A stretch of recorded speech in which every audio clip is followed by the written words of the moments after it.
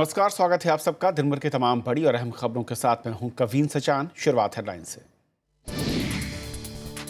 दिल्ली सचिवालय में सीबीआई छापों पर राजनीति। अरविंद केजरीवाल का आरोप, प्रधान सचिव के बहाने उन्हें बनाया जा रहा है निशाना। केंद्र और सीबीआई का इनकार।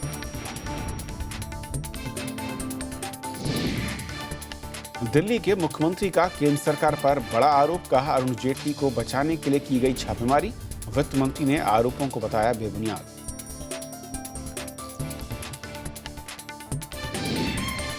अरुणाचल प्रदेश विधानसभा सत्र बुलाने पर राज्यसभा में गतिरोध। कांग्रेस ने की राज्यपाल को बर्खास्त करने की मांग। उपसभापति का चर्चा से इनकार।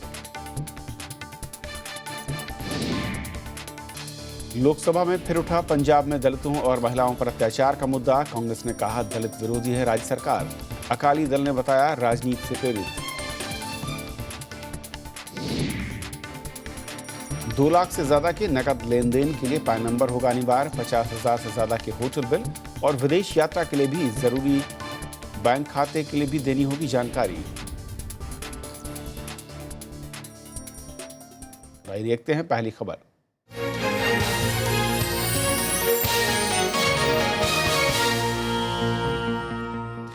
दिल्ली सचिवालय में सीबीआई के छापे ने तूल पकड़ लिया है। संसद से लेकर सड़क तक ये मुद्दा उठा और राज्यसभा में वित्त मंत्री अरुण जेटली ने इस पर सफाई भी दी। वहीं दिल्ली सरकार ने केंद्र सरकार पर बदला लेने का आरोप लगा दिया है। तो दिल्ली सरकार का दावा है कि प्रधान सचिव के दफ्तर पर छापेमारी कर मुख्यमंत्री अरविंद केजरीवाल को निशाना बनाया गया। दिल्ली सरकार ने यह भी आरोप लगाया कि सीबीआई ने सीएम ऑफिस जाकर फाइलों की तलाशी ली है। हालांकि सीबीआई ने इन तमाम आरोपों को सिरे से खारिज कर दिया।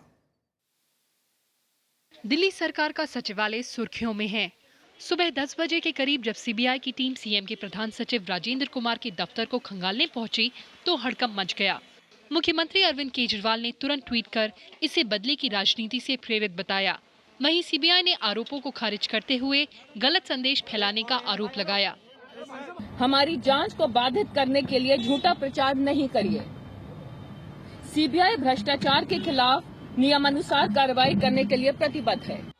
मामला संसद में भी उठा। राज्यसभा में अरुण जेटली ने सफाई दी। उन्होंने सदन को बताया कि इससे सरकार का कोई लेना देना नहीं है। The Chief Minister of Delhi, his office has not been raided. The raid has nothing to do with Mr. Arvind Kejriwal. The raid has nothing to do with the tenure of Mr. Arvind Kejriwal as the Chief Minister of Delhi. सरकार और CBI की सफाई के बावजूद दिल्ली सरकार अपने आरोपों पर अड़ी हुई है। मुख्यमंत्री अरविंद केजरीवाल ने कहा कि उन्हें प्रधान सचिव के बहाने निशाना बनाया जा रहा है। मकसद उन ठेकों की जांच करने का नहीं, मकसद केजरीवाल है। राजेंद्र तो सिर्फ बहाना है, केजरीवाल निशाना है। सीबीआई ने प्रधान सचिव राजेंद्र कुमार समेत 6 लोगों के खिलाफ मामला दर्ज किया है। इनके ऑफिस और ठिकानों पर दिल्ली और यूपी में 14 जगहों पर छापेमारी की गई। आरोप है कि साल 2007 से 2014 के बीच इन लोगों ने अपने पद का दुरुपयोग कर सरकारी ठेके दिलाने में एक प्राइवेट कंपनी की मदद की। सीबीआई की हुई छापेमारी ने एक बार फिर केंद्र और केजरीवाल सरकार को आमने सामने ला खड़ा कर दिया है। केंद्र सरकार जहां सीबीआई को एक स्वतंत्र जांच एजेंसी के जरिए माप रही है, वहीं केजरीवाल सरकार का आरोप है कि केंद्र उनके कामकाज में दखल अंदाजी कर रही है। अनु दीवान, राज्यसभा टीवी। दिल्ली सचिवालय में सीबीआई की छापेमारी पर सियासत तेज हो गई है। एक तरफ जहां कांग्रेस समेत बाकी पार्टियां सरकार पर सीबीआई के दुरुपयोग का आरोप लगा रही हैं, तो वहीं बीजेपी आरोपों से इनकार कर रही है। दिल्ली सरकार ने तो यहां तक कह दिया है कि अरुण जेटली जो कि वित्त मंत्री हैं, उनको बचाने के लिए इस छापेमारी की कार्रवाई को अंजाम दिया गया। छापेमारी के दौरान सोशल मीडिया के जरिए दिल्ली के मुख्यमंत्री आरोप लगाते रहे कि ये बदले की भावना से की गई कार्रवाई है। शाम होते होते कैमरे के सामने आकर उन्होंने केंद्र सरकार और वित्त मंत्री अरुण जेटली पर गंभीर आरोप लगाए। सीबीआई आज मेरे दफ्तर में क्यों आई है, कौन सी फाइल ढूंढ रही है, ये मेरे को बताना अब जरूरी हो गया है। कौन सी फाइल ढूंढने के लिए आए हैं सीबीआई वाले? ये फाइल है डीडीसीए की फाइल, जिसके अंदर अरुण जेटली फंस रहे हैं। अरुण जेटली पिछले कई सालों से प्रेसिडेंट है डीडीसीए के। बिहार के मुख्यमंत्री नीतीश कुमार समेत विपक्ष ने छापेमारी को गलत बताया है। और जितनी भी अब तक की मर्यादाएं हैं केंद्र और राज्यों के बीच में, वो भंग हो रही हैं। और ये विचित्र बात है, सहसा यकीन भी नहीं होता। The timing the circumstances. That's all indicate there is an element of political vendetta. तो ये सदन में प्राइम मिनिस्टर को आना चाहिए और क्या है नहीं है उनको खुलासा करना चाहिए, क्योंकि सीबीआई सरासर उन्हीं का अधीन है। Chief minister should be inform. हाँ, ये ऐसा तरीका अच्छा नहीं है, इससे स्टेट और सेंटर का रिलेशन इम्प्रूव नहीं होगा। वहीं कांग्रेस ने कहा है कि बीजेपी शासित राज्यों के मुख्यमंत्री सचिवालय के अधिकारियों के पास करोड़ों की संपत्ति है, उन पर सीबीआई और सरकार की नजर क्यों नहीं है। मुख्यमंत्री सचिवालय मध्य प्रदेश के कई नाम छत्तीसगढ़ के सचिवालय प्रधान मुख्यमंत्री के सचिवालय के, कई नाम राजस्थान के मुख्यमंत्री के सचिवालय के अधिकारियों को बताता हूं, जिनके पास कुछ नहीं तो सैकड़ों करोड़ की संपत्ति अर्जित कर चुके हैं। क्या मोदी जी साहस करेंगे? क्या सीबीआई डायरेक्टर साहस करेंगे? क्या रेवेन्यू इंटेलिजेंस साहस करेगी? क्या एनफोर्समेंट डायरेक्टर साहस करेगी? उधर केंद्र सरकार की दलील है कि कोर्ट से सर्च वारंट मिलने के बाद ही सीबीआई ने छापेमारी की है। किस कानून में लिखा हुआ है कि सीएम के सेक्रेटरी के खिलाफ अगर भ्रष्टाचार के आरोप है और अगर कोर्ट का सर्च वारंट है तो सीएम से पूछना पड़ेगा? सीबीआई छापेमारी को लेकर केंद्र और दिल्ली सरकार के बीच एक नई जंग शुरू हो गई है। आरोप प्रत्यारोप हो रहे हैं। अब देखना यह है कि केंद्र सरकार की दलील सही है या फिर दिल्ली सरकार के आरोप। केंद्र और दिल्ली सरकार की सियासी बयानबाजी अब और तल्ख हो चली है।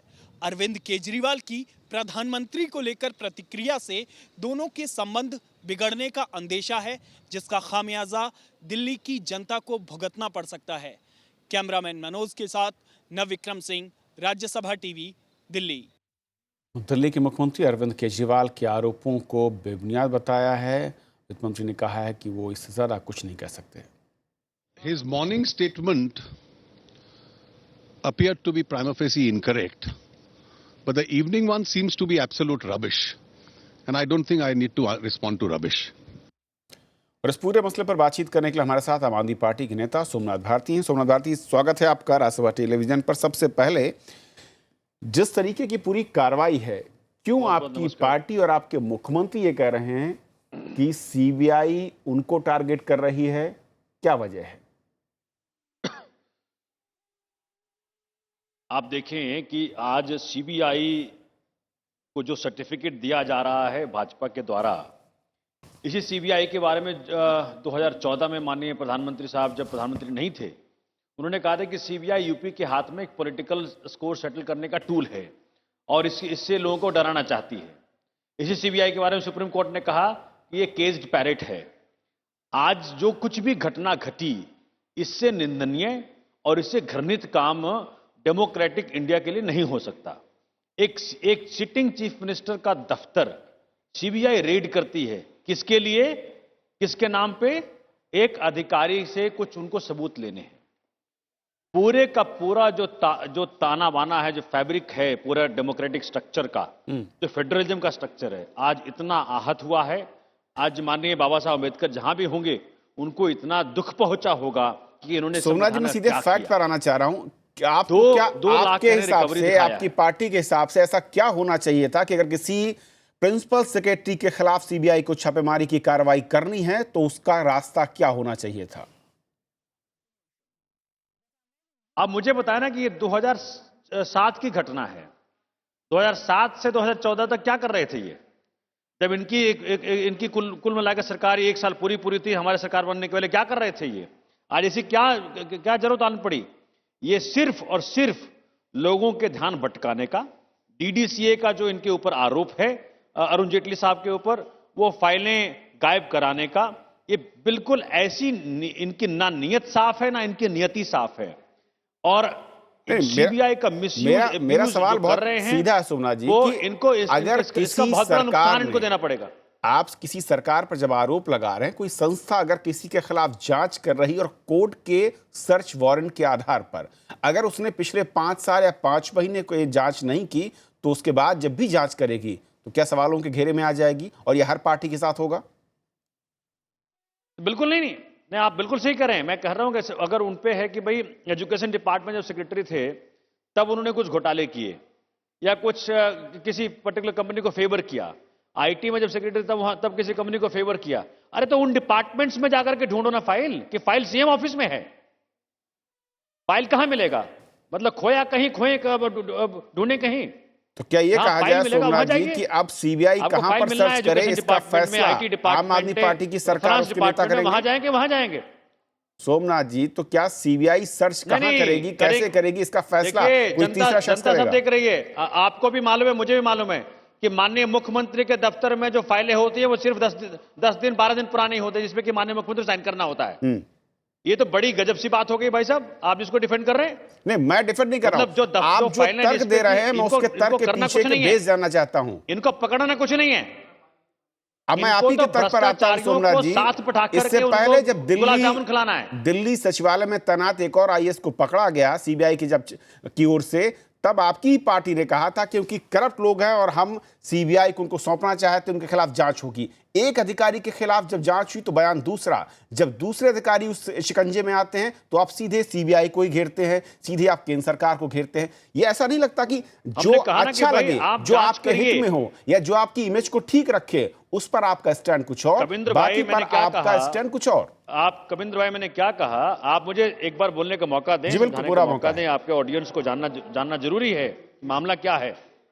देखिए, पूरे भारतीय राजनीतिक इतिहास में पहली बार किसी सिटिंग चीफ मिनिस्टर ने अपने मंत्री को खुद बर्खास्त किया सबके सामने।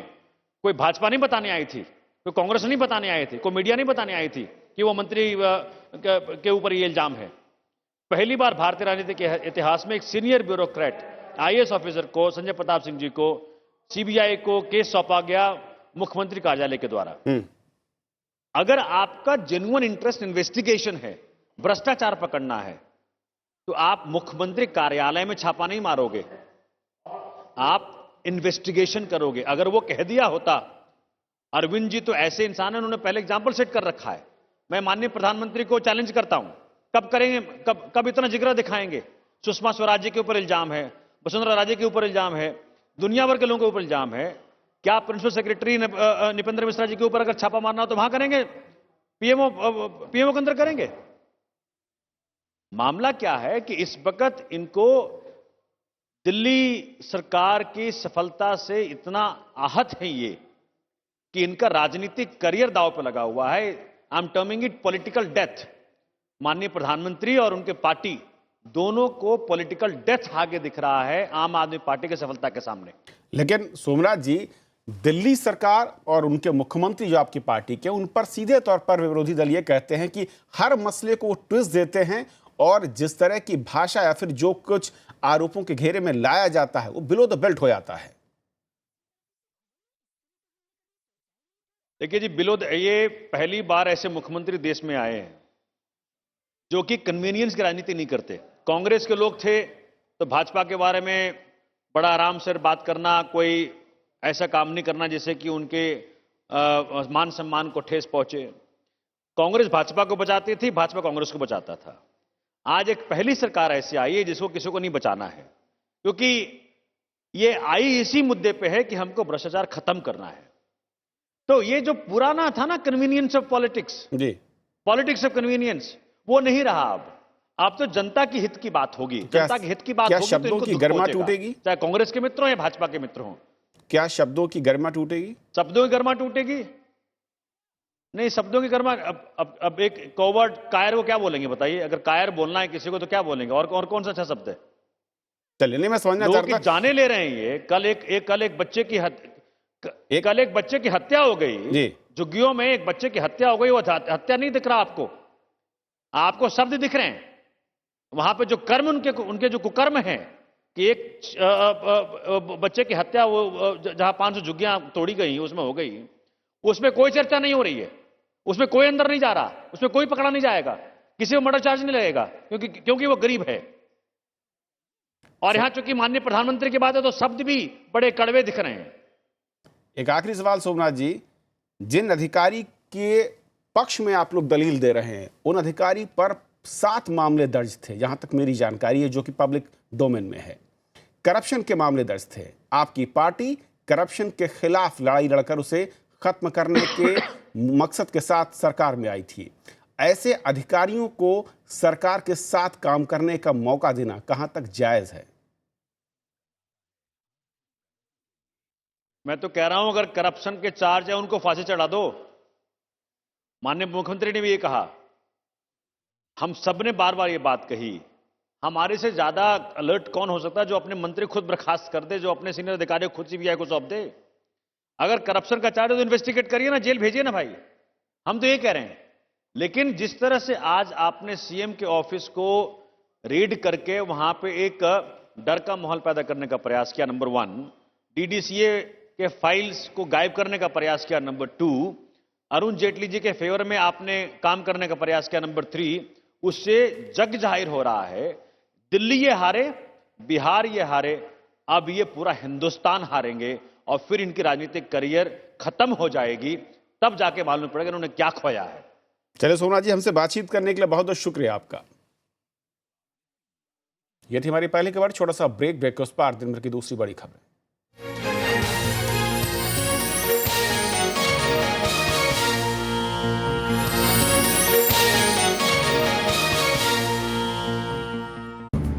आजादी के बाद कैसे बदला परिवेश, कैसे बनी संसद, कैसे उठा देश। When the world sleeps, India will awake to life and freedom. कौन थे वो लोग जो दे गए हमको शानदार विरासत, लोकतंत्र की मजबूत इमारत। राज्यसभा टेलीविजन।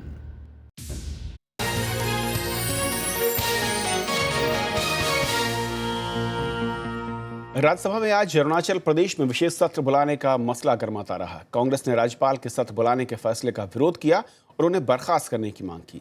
सदन के नेता अरुण जेटली का कहना था कि राज्यसभा में किसी विधानसभा के बारे में चर्चा नहीं हो सकती। मंगलवार को सदन की कार्यवाही शुरू होते ही कांग्रेस ने इस मुद्दे को उठाया। पार्टी का कहना था कि राज्यपाल ने सत्र बुलाने से पहले राज्य सरकार को विश्वास में नहीं लिया। प्रतिपक्ष के नेता गुलाम नबी आजाद ने इसे संविधान की हत्या बताया। गवर्नर ने विधानसभा का एजेंडा भी खुद ही फिक्स किया है। गवर्नर को कोई अथॉरिटी नहीं है कि ये कह दे कि स्पीकर प्रिजाइड नहीं करेगा, डिप्टी स्पीकर प्रिजाइड करेगा।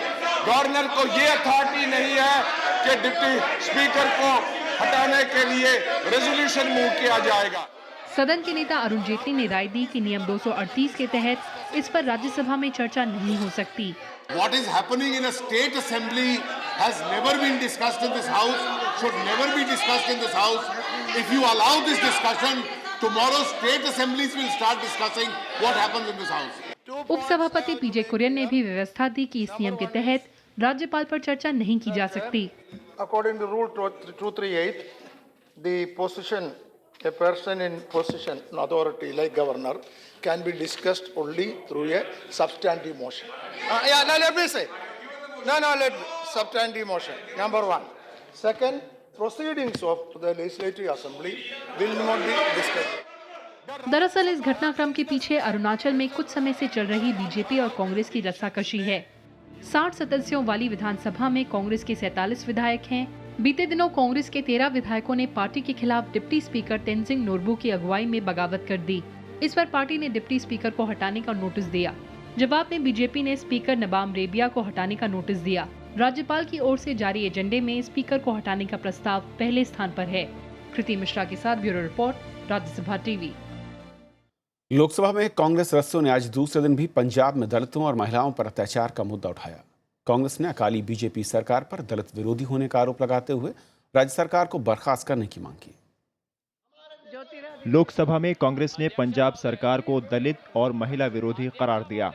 दलितों पर कथित अत्याचार का मुद्दा उठाते हुए कांग्रेस ने पंजाब सरकार को बर्खास्त करने की मांग की।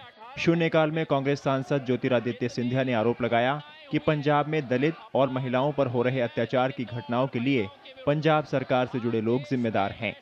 आज देश में नेशनल क्राइम रिकॉर्ड के ब्यूरो को हम देखें तो हर 18 मिनट दलितों के विरुद्ध अत्याचार किया जाता है। हर दिवस 3 दलित महिलाओं के साथ बलात्कार किया जाता है।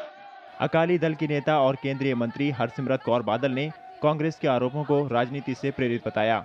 संसदीय कार्य मंत्री वेंकैया नायडू ने कहा कि सरकार हर मसले पर चर्चा को तैयार है, लेकिन सदन को बाधित करना अनुचित है। अफसोस की बात कि आज दलितों के ऊपर भी ये पॉलिटिक्स खेल रहे हैं। मैं इस सदन का, इस देश का ध्यान लाना चाहती हूँ कि जो हुआ बिल्कुल गलत था। दो गैंग्स के बीच में लड़ाई हुई और जिन्होंने करी वो गैंगस्टर भी पकड़े गए हैं। अलग अलग राज्यों से जाके उनको पकड़ा गया गया है। State government cannot be defamed. 1 hour they did not allow the business to transact. They should have the patience. They should raise the issue. They should take the permission of the chair. Speaker Sumitra Mahajan ने इसे राज्य का मुद्दा बताते हुए कांग्रेस से सदन की कार्यवाही में सहयोग की अपील की। हालांकि सरकार के रुख पर विरोध जताते हुए कांग्रेस, टीएमसी और आरजेडी के सांसद सदन से बाहर चले गए। मुझे लगता है इस विषय पे अभी चर्चा हम नहीं, सभी आप अगर सभी लोग एग्री हो, आप सभी लोग हो सकता है सभी लीडर्स बैठिए, मैं I am ready to sit with all of you और आप मुझे बताइए इसका हल क्या निकल सकता है। I am ready to discuss but not like this. दरअसल पंजाब के अबोहर में 2 लोगों के हाथ पांव काट देने की घटना के बाद तनाव का माहौल है। इस मामले में 11 लोगों के खिलाफ एफआईआर दर्ज की गई है, जिसमें अकाली दल के एक नेता और उसका भतीजा भी शामिल है। प्रणव गोस्वामी, राज्यसभा टीवी। वित्त मंत्री अरुण जेटली का कहना है कि मौजूदा वित्तीय वर्ष में राजकोषीय घाटे के लक्ष्य 3.9% को खर्च में कटौती किए बिना हासिल नहीं किया जा सकता। लोकसभा में अनुदान मांगों की अनुपूरक मांगों पर चर्चा के दौरान जवाब देते हुए अरुण जेटली ने बात कही। उन्होंने माना कि कुछ वजहों से 8% की विकास दर हासिल करने में मुश्किलें आ रही हैं। Last year we ended with a fiscal deficit of 4. So I have only a small journey to achieve from 4 to 3.9. And we are possibly going to achieve that target. And therefore, after a number of years, the current year will be a year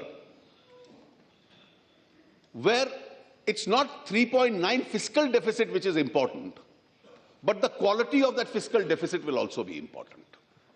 We will achieve that fiscal deficit without cutting any expenditure. So what we have promised to schemes, what we have promised to ministries will not be cut down. What we have promised to the states will not be cut down.